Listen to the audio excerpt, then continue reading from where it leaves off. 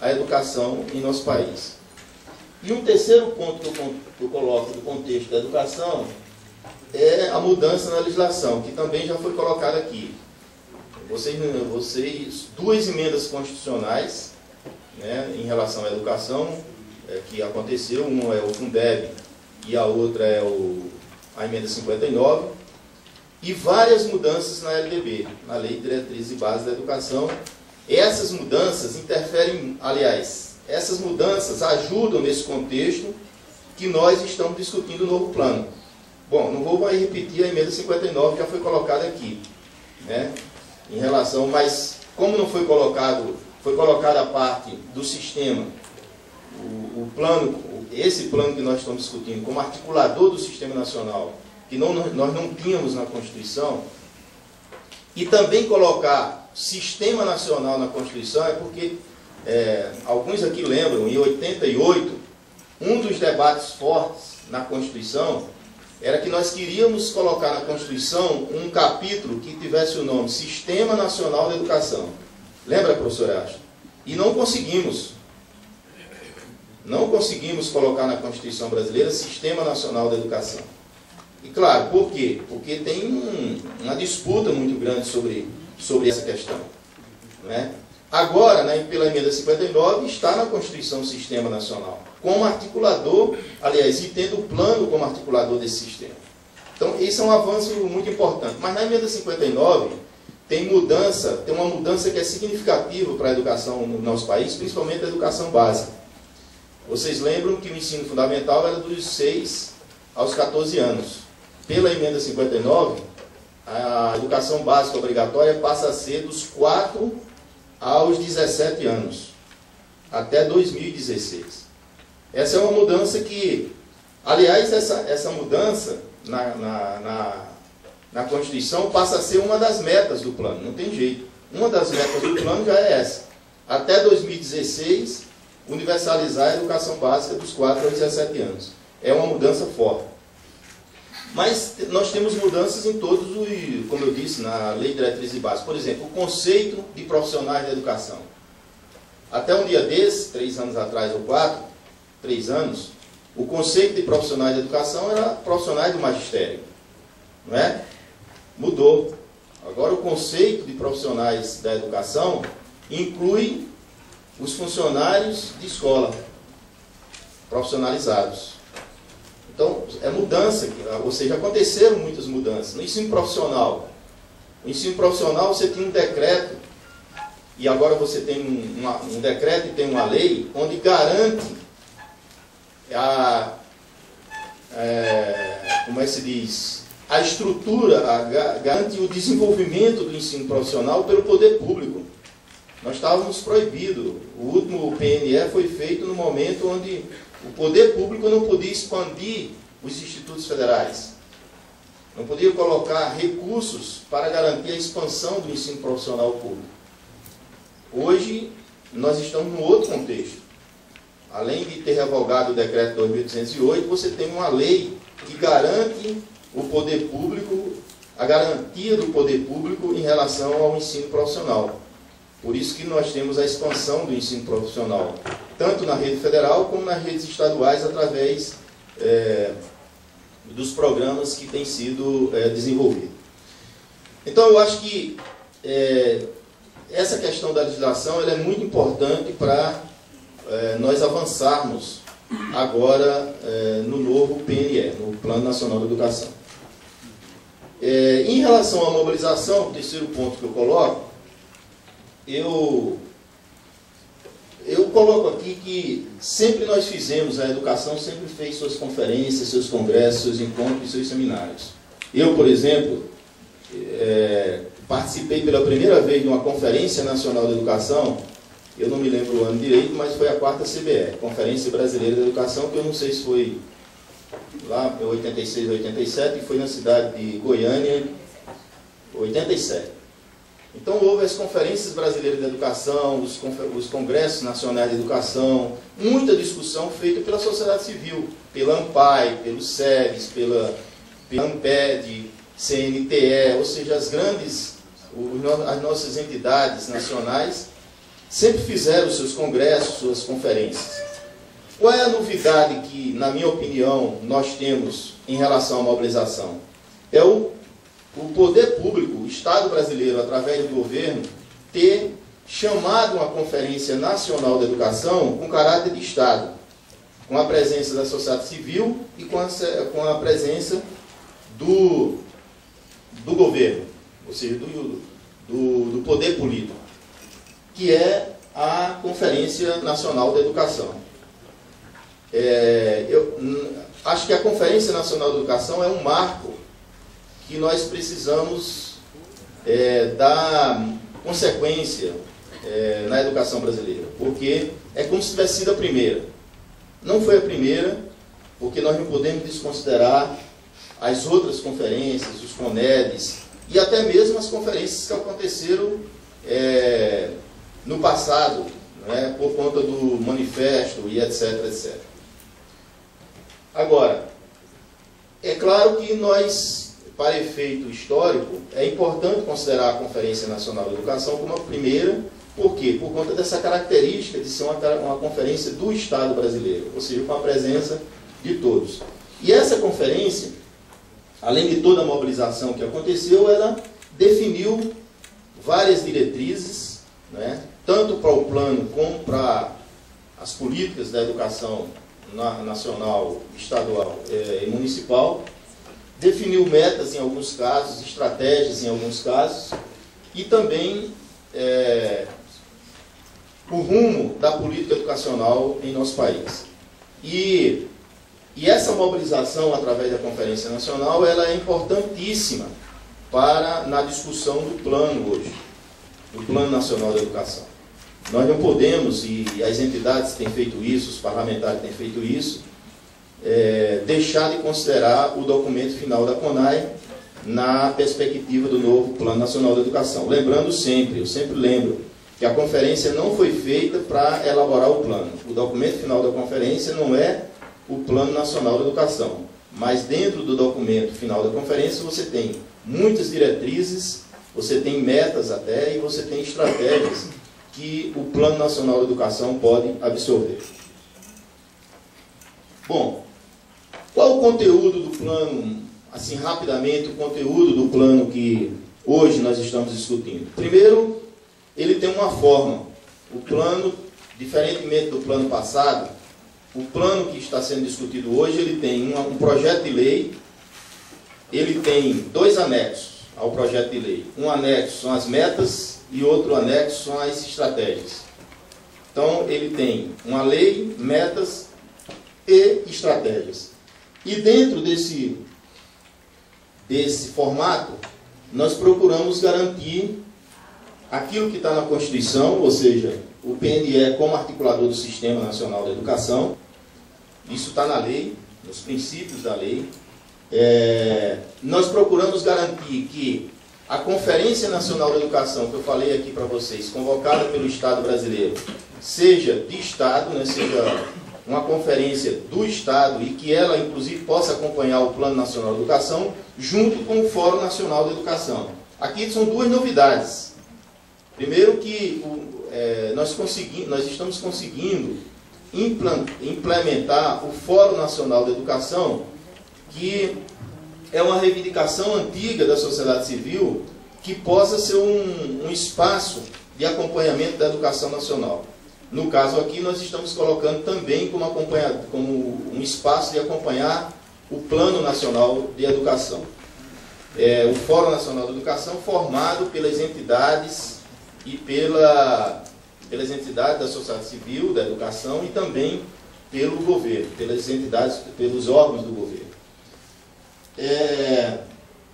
Então, as metas, são 20 metas o plano.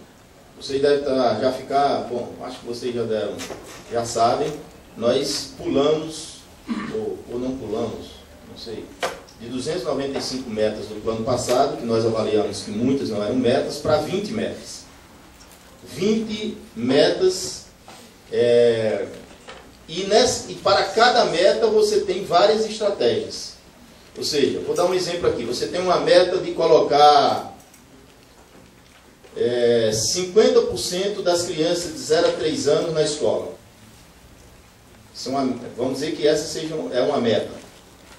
Espero que seja, mas talvez haja mudança na proposta que foi feita no Congresso. Qual é a estratégia do Estado para colocar 50% das crianças de 0 a 3 anos na escola? Quais são as estratégias? Eu não estou falando aqui de ações, porque as ações são do governo. As estratégias são do Estado brasileiro. E a estratégia tem a ver com a gestão. Na realidade, quando você lê as estratégias do plano, é como se a estratégia estivesse para os gestores, tanto o gestor federal, como o gestor estadual, como o gestor municipal. Bom, então nós temos muitas metas sobre o acesso, mas sobre o acesso de toda a educação, acesso à educação básica e superior, acesso em relação à educação em tempo integral, acesso sobre a educação profissional, alfabetização de crianças, jovens e adultos. Aí nós temos a grande parte das metas. Estão voltadas para o acesso. Por exemplo, quando eu falo sobre educação integral, tem uma meta lá dizendo que nos próximos 10 anos o Brasil deve ter 50% das suas matrículas em educação em tempo integral. Ou seja, no mínimo 7 horas das nossas crianças e jovens na escola. Na educação. Então, essa é uma meta ousada, né, uma meta forte, não estava presente no plano passado, e que agora, eu acho que, na realidade, a educação em tempo integral é a perspectiva que nós temos que trabalhar, e o Plano Nacional está apontando. Nós temos metas sobre a valorização dos profissionais da educação, são 6 metas sobre a valorização dos profissionais da educação, 4 sobre formação dos profissionais, formação na graduação, formação na pós, formação continuada, e temos uma meta sobre salário e tem uma meta sobre carreira dos profissionais da educação. Nós temos ainda gestão democrática, meta sobre avaliação, meta sobre as diversidades e meta sobre o financiamento. Então, basicamente, o conteúdo do plano em relação a metas são esses temas que estão colocados. Bom, agora, sobre a tramitação do plano, porque nós não estamos falando num plano que vai tramitar, nós estamos falando num plano que está tramitando há 1 ano. Não é? Então, para situar vocês aqui, o projeto foi apresentado e os deputados apresentaram emendas ao projeto. E foram apresentadas 2.906 emendas ao projeto. Vocês imaginam? Muitas emendas. Essas emendas foram demandas da sociedade civil que apresentavam os deputados e os deputados apresentavam as emendas oriundas da sociedade civil. O Fórum Nacional da Educação discutiu, olhou as 2.906 emendas e chegou à conclusão que, na realidade, essas 2.906 emendas se resumem a 660 e poucas emendas. Por quê? Porque elas estão repetidas, muito repetidas. Teve deputado que apresentou, aliás, vários deputados apresentaram a mesma emenda sobre o mesmo assunto, etc.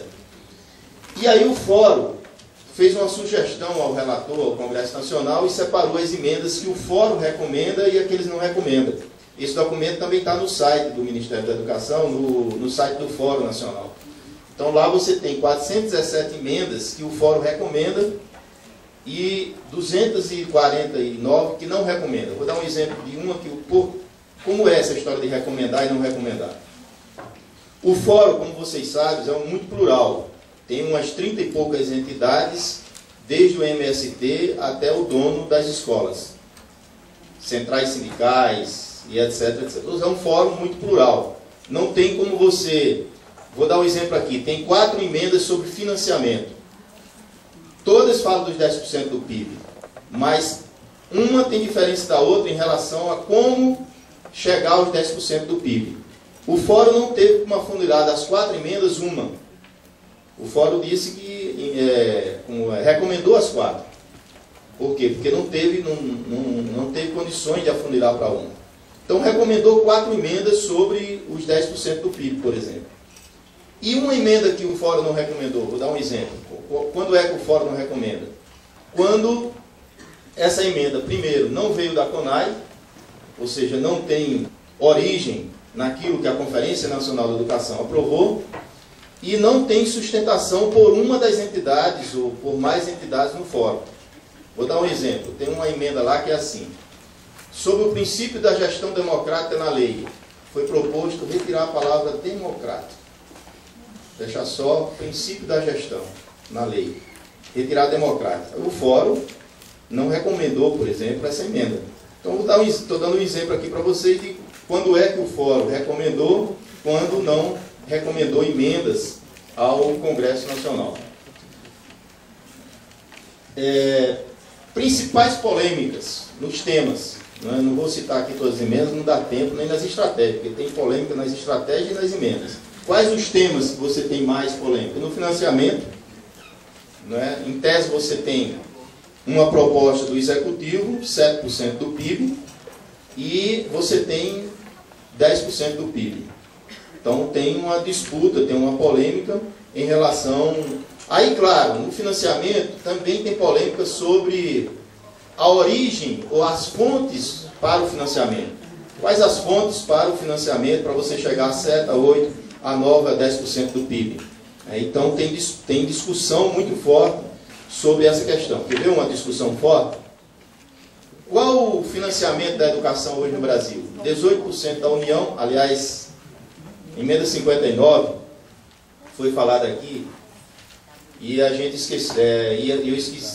esquecemos até agora de dizer que a emenda 59 não foi criada e nem foi proposta nem por conta do PNE para ser articulador do sistema, nem por conta dos 10 anos do PNE, nem por conta do PIB, das metas do PNE no PIB, e nem por conta dos 4 a 17 anos.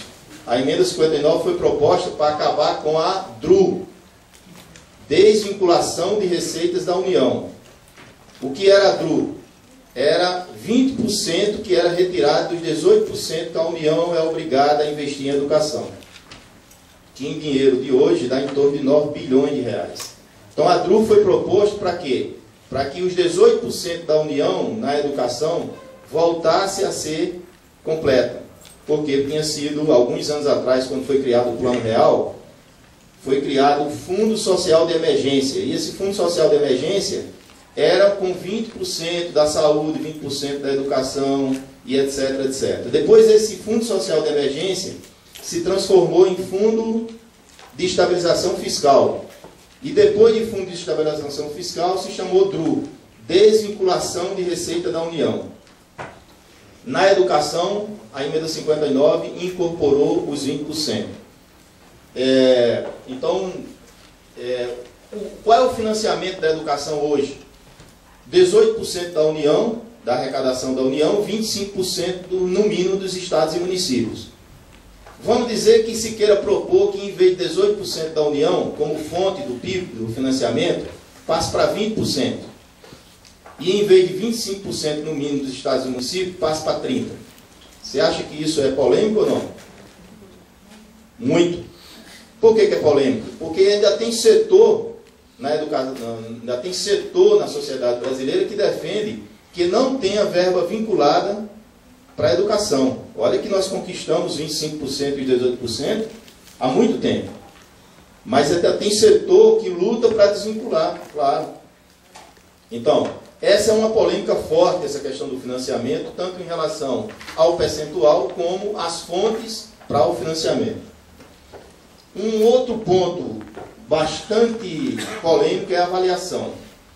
Né? Como se faz a avaliação da educação no nosso país? Aqui tem menos polêmicas em relação ao ensino superior.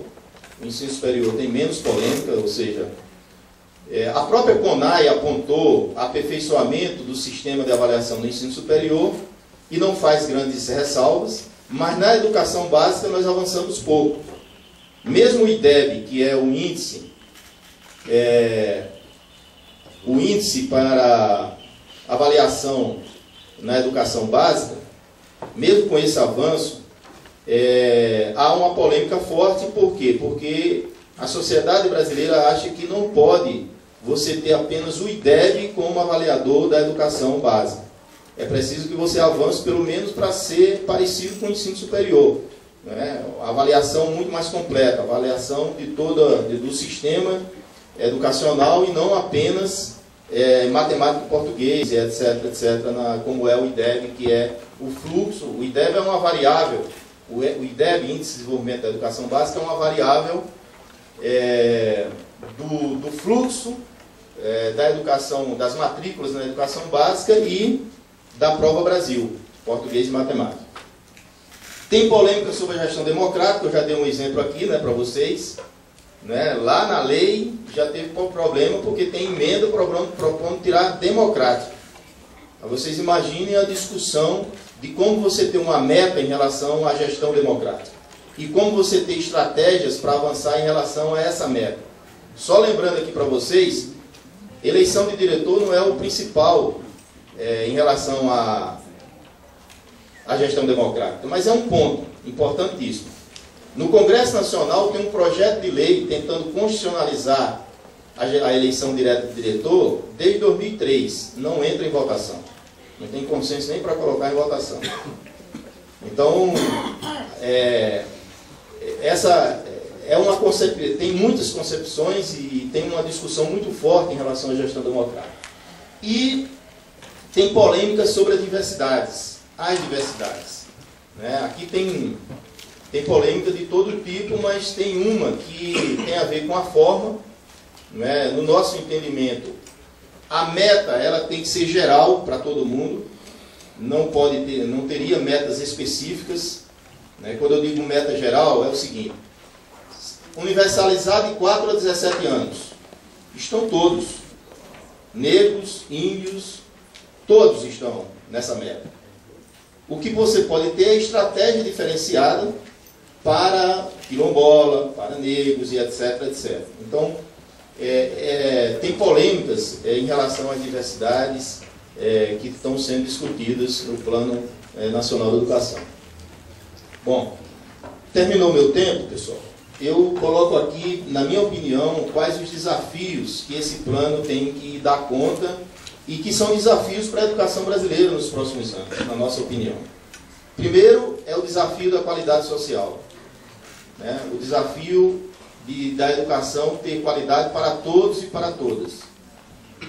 Né? Esse é o desafio, na nossa opinião, o desafio maior que o plano tem que dar conta e a educação brasileira tem que avançar nos próximos anos.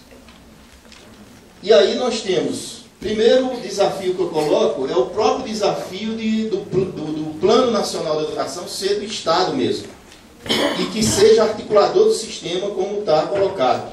Por que eu coloco que é um desafio? Porque nós temos 3 entes federados, a União, os Estados e municípios, com diferenças regionais enormes, econômicas, sociais e políticas.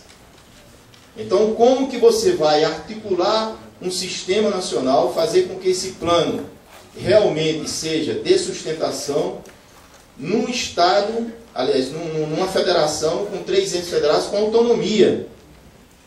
Né? Porque cada ente tem autonomia, né, nessa federação. Então, para mim, esse é um grande desafio. Como você constituir leis que garantam que esse sistema seja articulado e que o plano seja articulador desse sistema. Segundo, é a valorização dos profissionais. Por que nós colocamos como desafio? Não preciso contar a história do piso salarial. O piso, que foi aprovado pelo Congresso Nacional, que faz parte do sistema nacional, com certeza, não é o piso dos sonhos dos trabalhadores profissionais, do magistério. Foi o piso possível de negociar com um conceito. Ele tem problema de implementação. E assim, nós colocamos esse exemplo como um exemplo para a formação, um exemplo para a carreira, e etc. Então é um desafio muito forte a valorização dos profissionais. Gestão democrática também nós colocamos como um grande desafio. Gestão democrática, desde a criação do Fórum Nacional, os fóruns estaduais, fóruns municipais, conselhos escolares, todos os conselhos que funcionem, e etc. Transparência na gestão, e etc. O financiamento, claro, é um desafio forte, não basta aprovar 7, 8, 9 ou 10% do PIB, é necessário que as fontes estejam garantidas e que nós possamos realmente conquistar esse avanço. Aqui eu estou discutindo com educadores e futuros, né, aqui nessa sala, mas semana passada eu estava fazendo essa discussão com os promotores públicos do Brasil. E aí, a visão, quando você discute a questão do financiamento com os promotores, já tem uma outra visão. Não que eles sejam contra o financiamento, pelo contrário, são a favor. Mas aí o financiamento passa por controle, aí entra a discussão sobre controle forte, né? Como que o recurso da educação é para a educação e é bem utilizado e chega na ponta, né?